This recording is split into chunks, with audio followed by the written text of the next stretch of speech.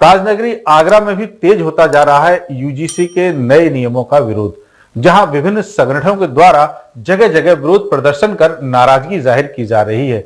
इसी क्रम में समस्त समर्थ समाज आगरा ने भी यूजीसी को लेकर अपना विरोध दर्ज कराया और शहीद स्मारक में नए नियमों के विरोध में कैंडल मार्च भी निकाला। ये जो पूरा का पूरा प्रकरण चल रहा है, बच्चों में उनके भविष्य के प्रति पढ़ाई के लिए जहां पढ़ने के लिए माहौल बनना चाहिए, वहां अपने आप को बचाने के प्रति माहौल बन गया है। एक दूसरे पे शिकायत के बाद जांच के बाद जांच के ऊपर जांच, मतलब अगर एक बार झूठी शिकायत हो गई तो 2 महीने 2.5 महीने बच्चे के बर्बाद होना तय है। और इतना टेक्नोलॉजी का युग है, डिजिटल युग है, हर चप्पे चप्पे पे कैमरा, हर चप्पे चप्पे पे साउंड वाला जो वॉइस वाला कैमरा हो सकता है वो लगाया जा सकता है। अगर कोई गलत करेगा तो उसको दंड देना चाहिए। अभी तक जितनी शिकायतें करी गई हैं पिछले 10 साल में, उसमें से 92% शिकायतें फर्जी पाई गई। उन फर्जी शिकायतों के आधार पे क्या कार्रवाई हुई? इन फर्जी शिकायतों पर आप क्या करने जा रहे हो? यहाँ फर्जी कोई भी शिकायत कर दे, बच्चा अपने पढ़ाई की जगह वो अपने लड़ाई में लग जाएगा। पुलिस को कैंपस में बुलाकर इन्वॉल्व करना और भी घातक। एक बार शिकायत हो जाएगी, जीवन बर्बाद हो जाएगा बच्चों का। और ये जो शिकायतों वाला खेल शुरू हो रहा है, इससे नीचे तक समाज में भेद पैदा हो जाएगा। और जो भी पार्टी इस प्रकार का भेद, इसमें धर्म भी है, लिंग भी है, इसमें विकलांगता भी है, इसमें बहुत सारी चीजों को जोड़ दिया है, इसमें व्यक्ति के खिलाफ हो जाएगा खामोखा में।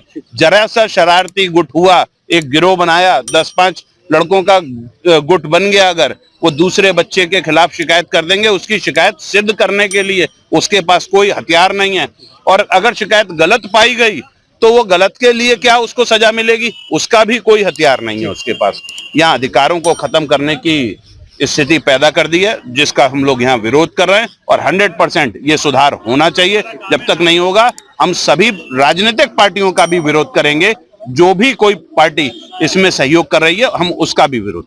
आज हम लोग शहीद स्मारक पे सभी समर जाति के समाज के लोगों के साथ एक विरोध प्रदर्शन कर रहे हैं। यूजीसी का नया रेगुलेशन जो आया है, उसमें इंसान को जात पात में बांट दिया गया है। छात्रों के साथ जो राजनीति कॉलेजेस में चल रही है, उस राजनीति को इन्हें बंद करना चाहिए। क्योंकि बच्चा स्टूडेंट जो होता है वो कभी दोस्त और मित्र और दुश्मन कोई कभी जात पात देख के नहीं बनाता।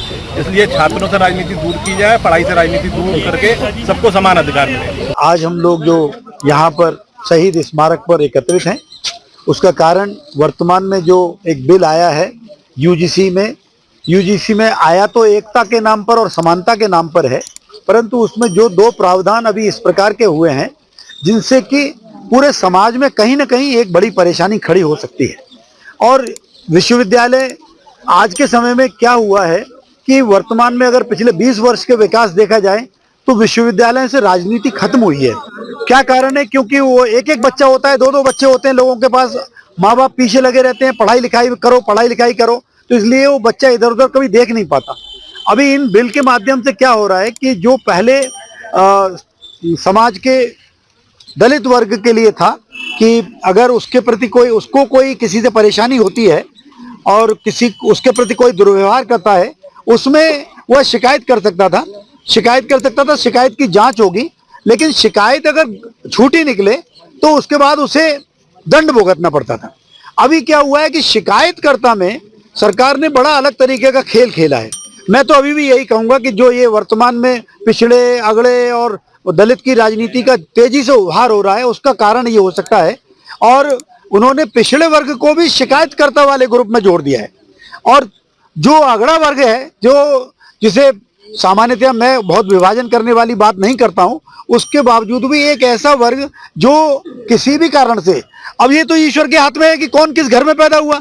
अब आप आज उसको इस तरीके से बांटेंगे और उसके खिलाफ अगर कोई शिकायत करता है पिछले वर्ग का अथवा उसका, तो वो उसको उसमें अगर वो शिकायत गलत भी पाई जाए तब भी उसे कुछ भी कहने का, उस पर किसी प्रकार का दंड नहीं लगेगा। और जो अगले वर्ग का व्यक्ति है, बच्चा है, उसको शिकायत करने का ही अधिकार नहीं है।